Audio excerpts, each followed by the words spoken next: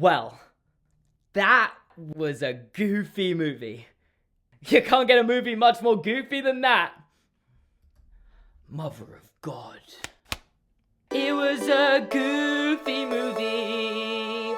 Now it's an extremely goofy... Okay, no, I'm sorry. This movie, it isn't extremely goofy. There's nothing that makes this more goofy than the last one. We can joke about and everything, but this just, it isn't what it says it is. Now, if I was to tell you that this movie was a complete and utter masterpiece, from Goofy just being plain old Goofy right from the opening title sequence, to Max in the final scene looking straight down the camera lens and saying, "He is an extremely goofy movie," open brackets 2000, close brackets, I'd be lying. In all honesty, this movie isn't very good. I know, me not liking a Disney sequel, this is some pretty unknown territory.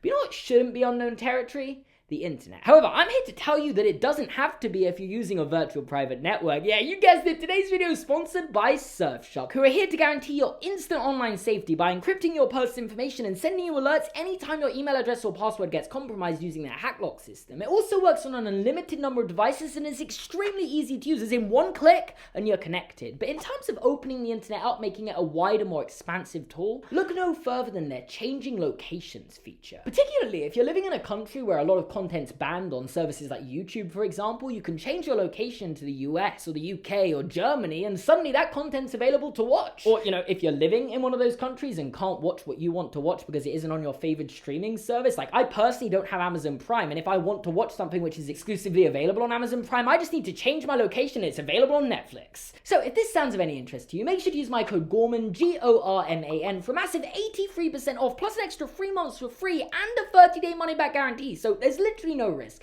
Link is in the description down below, and with that, let's get back into the Disney sequels, because the main general premise of these films usually tends to be one of three things. Either you've made a TV show and it's been cancelled, or you just want to milk it, so you throw 3 of the episodes together and boom, you've got a movie. Alternatively, you could make a midquel or a prequel revolving around the characters and developing them further, or of course, finally, you can just remake the first film around the main character's children and call it a sequel, and this film definitely comes under that final bracket.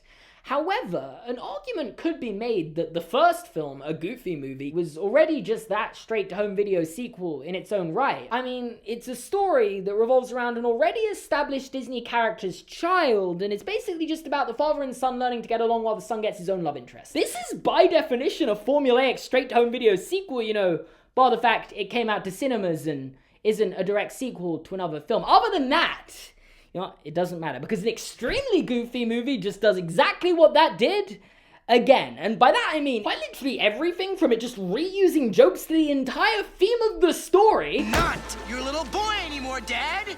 I've grown up! I've got my own life now! I'm not a little kid anymore. Now just leave me alone and get your own life! With Goofy and Max going on to learn the exact same lesson that they learned in the previous film. And actually, above all, this movie makes a stellar effort to just completely ignore the existence of a Goofy movie. It's like, remember how all of Max's motivations revolved around wanting to be with Roxanne? You know, from the stunt right at the start, setting the plot into motion, through to him not wanting to go on the road trip and then lying about what this road trip was to further impress her, to even performing live on stage with his idol, which you'd think is just something he'd have wanted to do anyway, but no, it was all in the vein of making Roxanne like him, so naturally, she's not in this film. She's not even mentioned, to be honest, and when I stopped to think about it, I don't think anything from the first film is actually. The whole road trip, I guess it wasn't that important. Goofy is still seemingly best friends with Pete, you know, the guy who actively tried to sabotage his entire relationship with his son in the first film. Still best friends, but conversely, they don't work together anymore. Now, Goofy works in a factory, and his entire story is set up because he gets fired from that job, so needs to get a college degree to get another job, and therefore goes to college. We'll get into that a bit more later. The point is, him working in a factory is just completely fabricated from thin air. Like, there's nothing here. This isn't real. And I do get, no, none of this is real, but couldn't you have just started the film with Pete firing him from the job he had in the first film, which would have led him spiraling down the exact same path of events, where he needs to go to college to get a degree to get another job?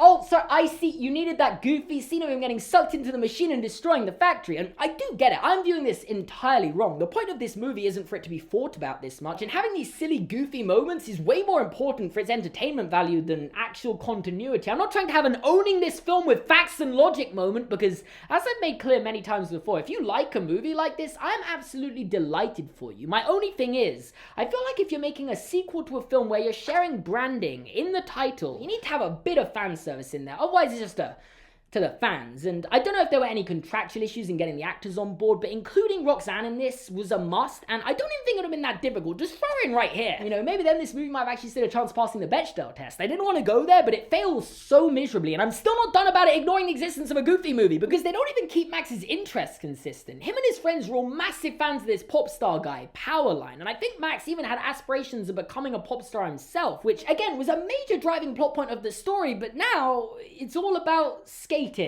For some reason. I mean, I guess there's that scene in there where he steals that guy's skateboard and rides it around for 12 seconds, and that must have been a big moment in his life, because now he's going off to college to compete at the College X Games, meaning for those of you hoping the extremely part of the title just meant that, as implied, this film was going to be like the original, just more goofy, and maybe even implied an existence of an extremist Goofy movie.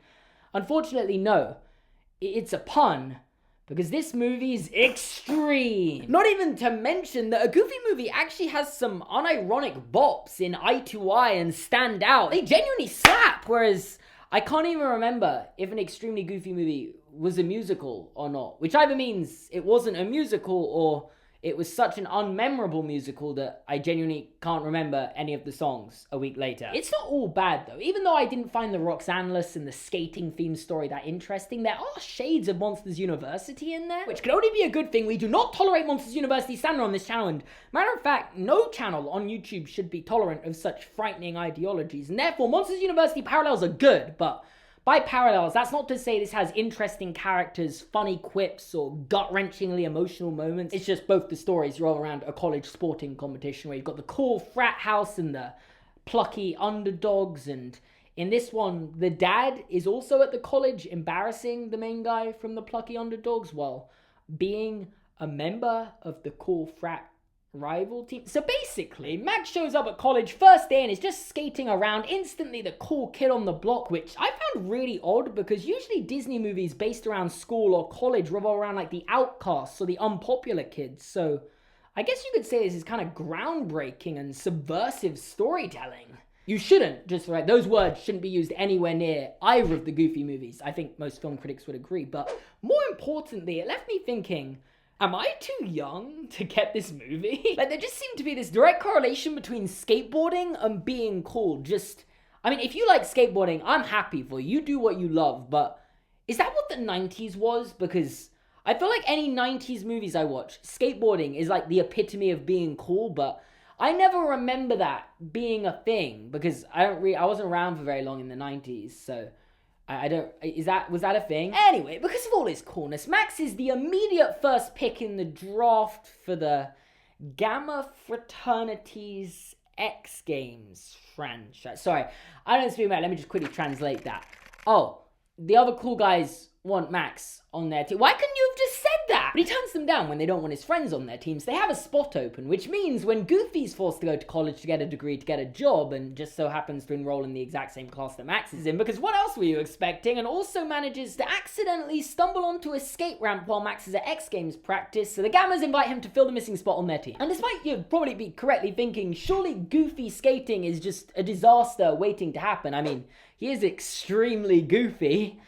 And to quote the film, the most athletically challenged man in the universe. But he completely shows Max up. I mean, during the preliminaries, he gets 10s all round. Other than from the German judge, which, again, am I missing something here? Or are the jokes just not funny? Because I feel like they're going, like, am I stupid or am I missing something? Needless to say, he's the instant fan favorite, even though all of his achievements are put down to luck, which, I mean, sure, I genuinely wrote down when I was watching the film, I wish this film made more sense. And I'm still thinking that while writing this video, filming this video, and editing this video. And all of this culminates with Max dropping out of college because there's only room for one goof. Which I can only imagine is going to be very much in the mix when they're talking about the most iconic film quotes of the 21st century. Because despite this film being the most 90s thing you've ever seen, it came out in 2000. So It's not really even a 90s movie. You failed at the one thing you were kind of good at, I guess. And also, his friends talk him out of dropping out like a minute later, so was it all pointless? I mean, I guess the real purpose of it was for him and Goofy to have their middle of the film fallout that they needed to have so they could make up at the end, and Goofy does end up leaving the Gammas eventually, so no, it wasn't pointless. It was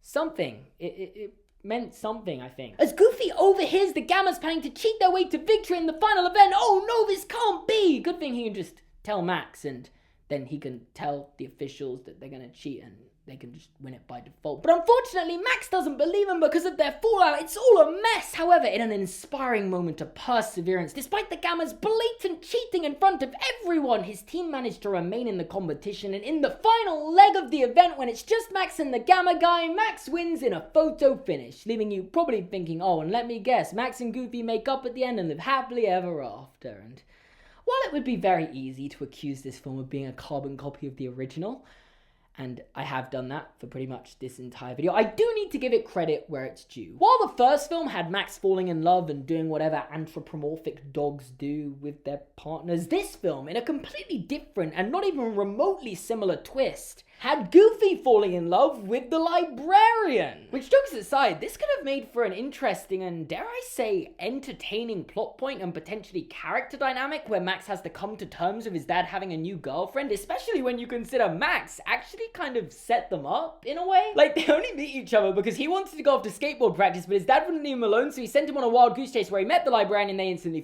you get it. It'd be a stereotypical storyline, don't get me wrong, but it would still have a relevant and useful message for other young people watching the film. But no, Max is just completely okay with this, right from the outset. The complete opposite reaction than you'd expect, making this entire plot point obsolete from that moment onwards. And I mean, maybe it's a good thing. What if they're trying to normalize that this is something that happens? But then when I really stopped to think about it, I realized there are no mums in either of the Goofy movie or this one. I mean, Goofy seems to have had all sorts of partners throughout the different Mickey Mouse laws over the years that I'm excessively unfamiliar with, but it did get me wondering, are they normalizing divorced parents getting a new partner or having a mistress? Because I dug up the dirt, I'm not sure I liked it, and I definitely didn't understand what I found.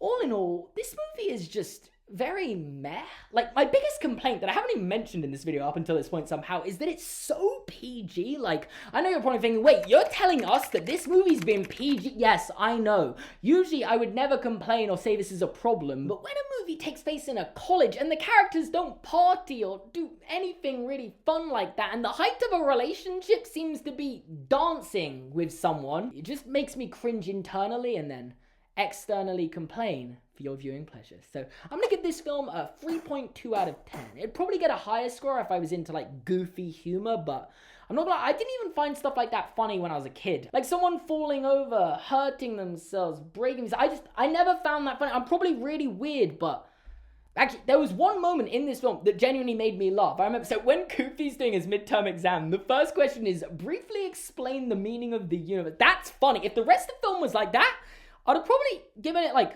a 6, but it wasn't. So, hey ho, that's all we got time for today. I hope you enjoyed this video. If you enjoyed it, make sure to leave a like. You can subscribe to my channel by clicking here.